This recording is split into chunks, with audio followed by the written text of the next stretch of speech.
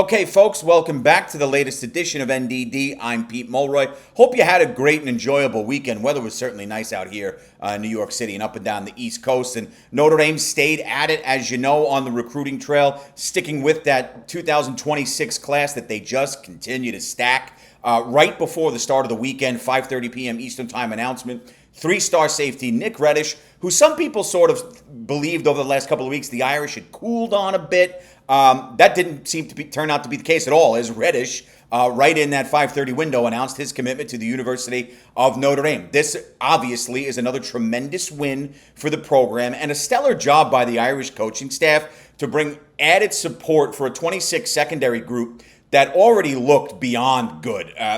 Not to mention, you follow up this signing of Reddish coming on the heels of a weekend that saw Notre Dame reel in a trio of receivers in the same class. Devin Fitzgerald, Caden Finley, Braden Robinson. So they jump right back into the fold 6-7 days later. So the signing of Reddish, 5'11", 185-pound safety from Independence High in Charlotte, while it may not move the needle per se for some of the fan base, this is yet another move that promotes the idea of building a roster with reliable players and creating depth across the board. You do that not through the portal, you do it via high school recruiting.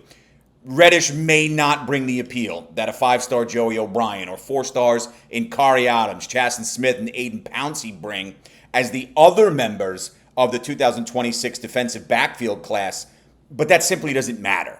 In 3 years, now heading into year 4, and this is important, Marcus Freeman and his staff have consistently shown us one thing when it comes to their players. Everyone has a role, and everyone serves a purpose.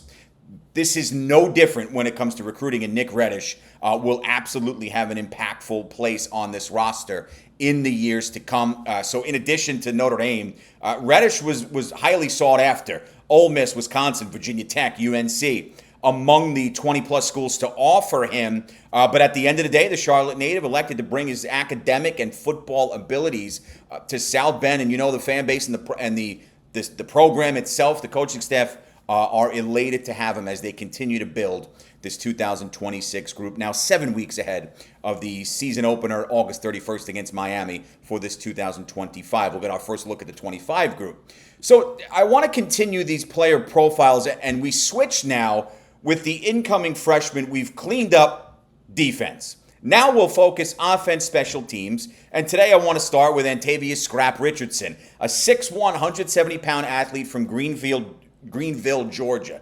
High school ball at Greenville High, multi-position stud. And this is what we've been talking about. When you have that maneuverability from position to position, you see that more and more now. When those guys have the ability to maybe go two ways, or jump from different parts of the line of scrimmage, or from opposite ends of the field, maybe from a rover position into the safety, or go into the nickel.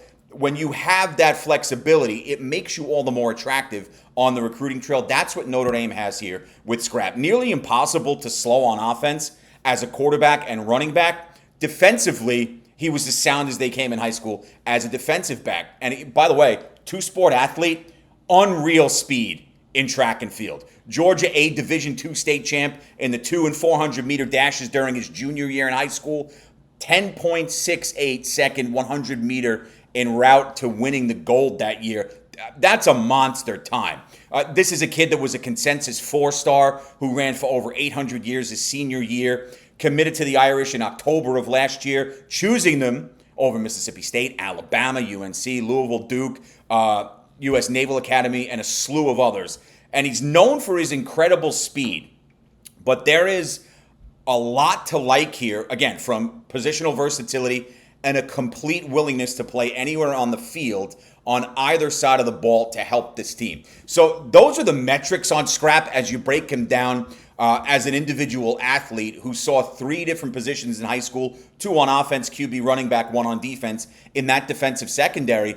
And here's where it gets interesting as he is a month and a half away from beginning officially his freshman year in South Bend. To me, this kid is going to be an incredibly fun player to watch as he adapts to the college game.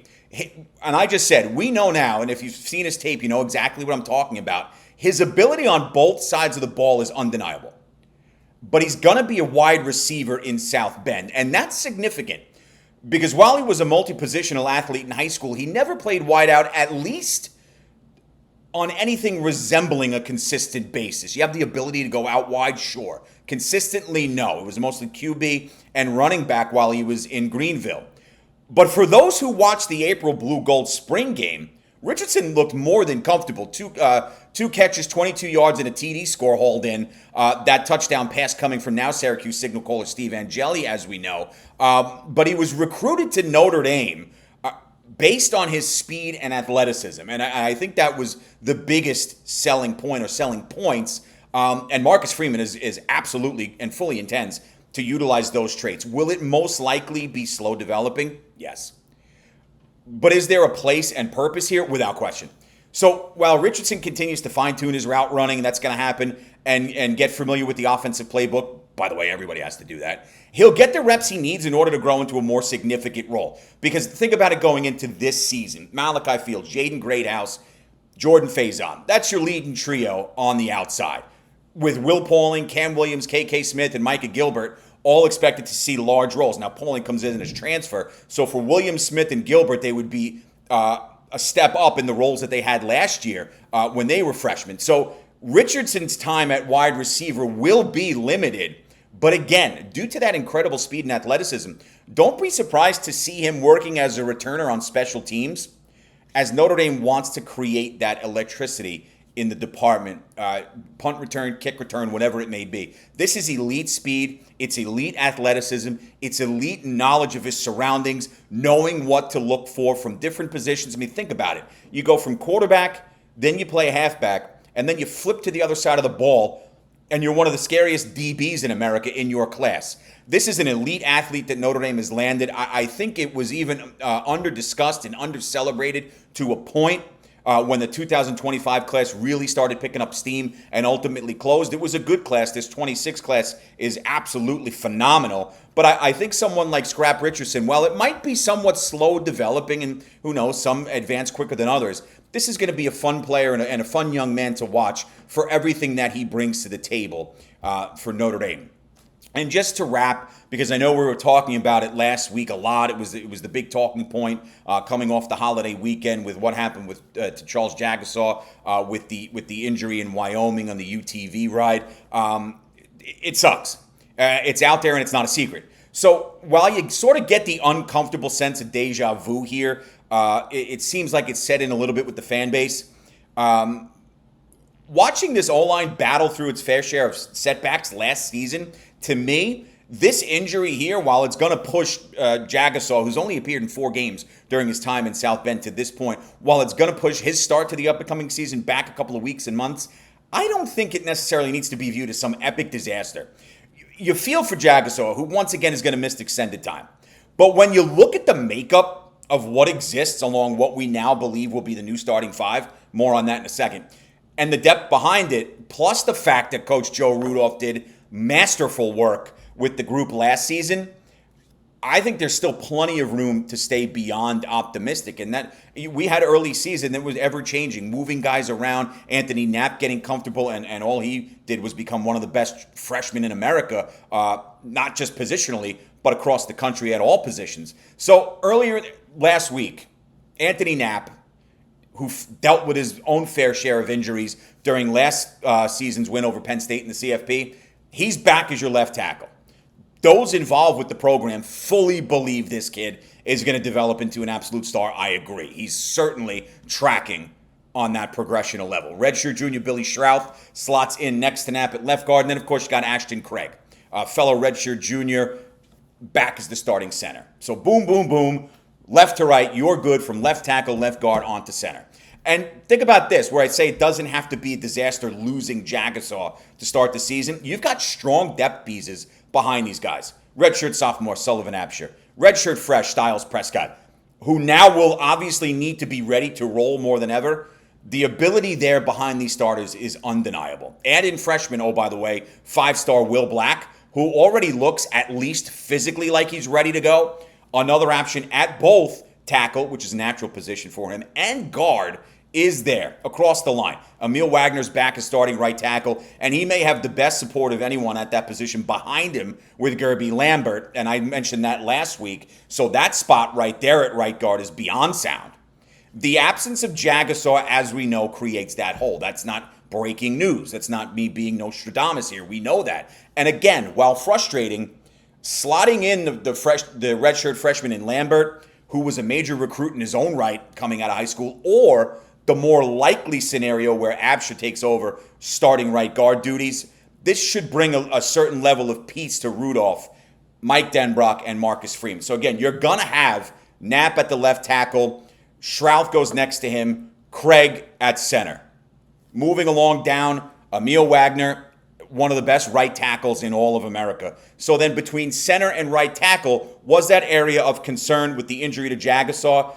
Conventional wisdom, the way this is probably going to work, this is the likeliest scenario where Sullivan Absher, at least to start, gets that job. But I do believe, based on a lot of the names that I mentioned, that depth is there. The coaching aspect is certainly there. And this team went through adversity last season. There's no reason to believe they can't do it again. But this is more proof here of why recruiting on the high school level is so important. Notre Dame didn't just create depth on its offensive line. They've created depth with high-ranking recruits and kids who can flat out maul in the trenches, all right? Whether it be pass pro, run blocking, all right, getting downfield. This is a big deal to have. I mean, this is a wealth of riches here. And yes, you're losing a starter again. So I get the deja vu aspect. You're asking me, I don't think it's a disaster. From right to left, left to right, I think there's a lot to love there. And you got a lot of leadership in a group that has some young pieces, but then guys who can fully flat out ball and lead a group. That's what you want. Is it perfect? Of course not. Is it a disaster? No. Guys like Lambert, Absher, Black, Prescott are here for a reason. Again, they're players. And one thing is absolutely for certain here.